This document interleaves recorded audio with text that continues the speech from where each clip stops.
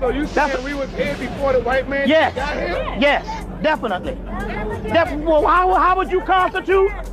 How would you constitute the Olmecs? How would you know? Right, and Blackfoot. You see what I'm saying? So no, that's another history. That's another history that we were here, and the whole concept of not only us.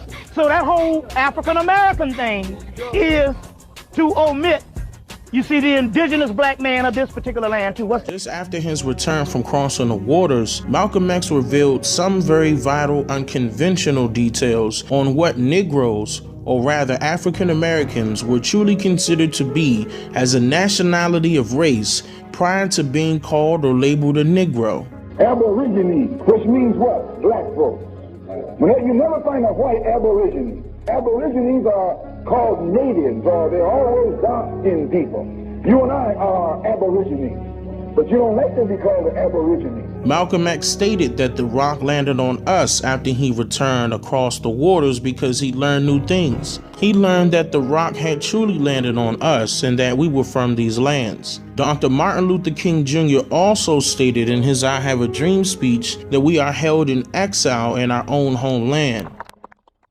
The Negro is still languished in the corners of American society and finds himself in exile in his own land. Now we have a lot of scholars out there, and individuals are missing the point.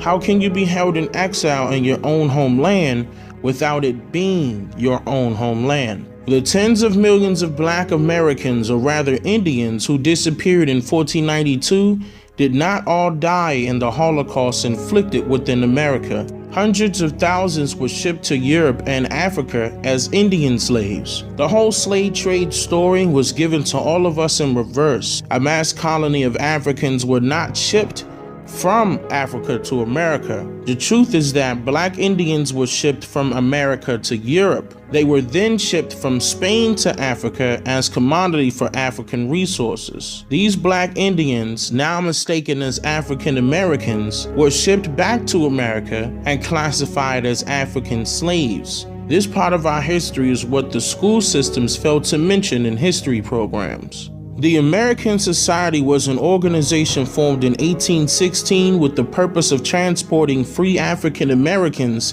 or rather Indian slaves, classified as Negroes back then, from the United States to settle on the west coast of Africa.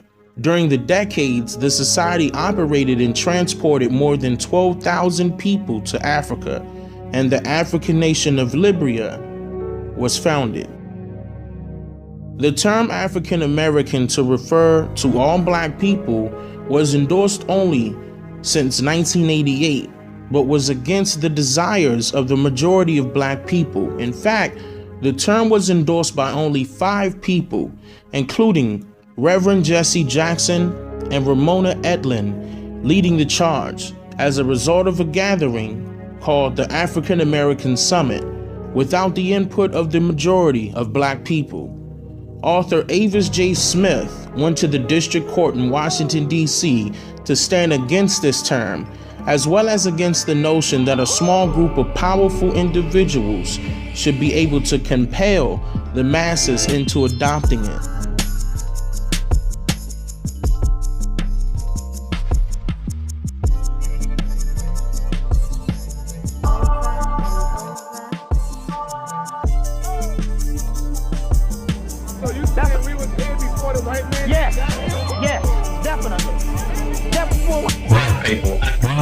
African Americans. They don't come from Africa.